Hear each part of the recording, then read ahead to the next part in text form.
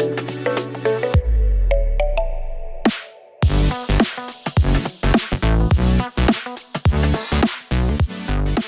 so I think obviously the pandemic was a really tough time for student accommodation, as well as the wider market. One thing that we did see though is how resilient the market really is and how core it's now become to students as well as universities. So whilst we were in lockdown, we still saw occupancy levels that were quite high. Students were desperate to still stay with their friends and near to the campuses, even if they weren't in person. Again, one of the biggest things that people talk about is the IQ transaction that happened in the midst of COVID. I think it completed on the day that COVID was kind of discovered in Italy, which showed a lot of confidence in the market and how resilient it is as a long-term investment. So whilst it's been really difficult, I think the sector's learned a lot of lessons about what students want, what universities are looking for, and really what investors want and what makes a good investable asset.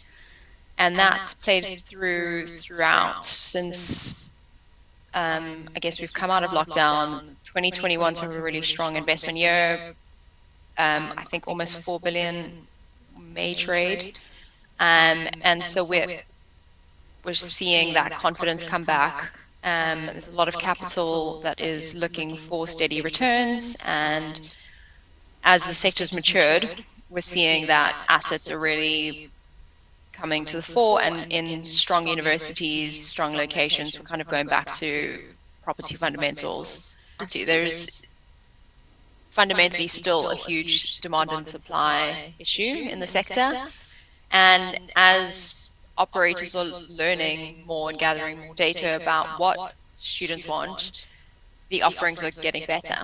And so there is a huge amount of opportunity both on the operational side with building up bigger portfolios and deploying large amounts of capital in quite a resilient market, as we've seen through one of the toughest periods for student accommodation.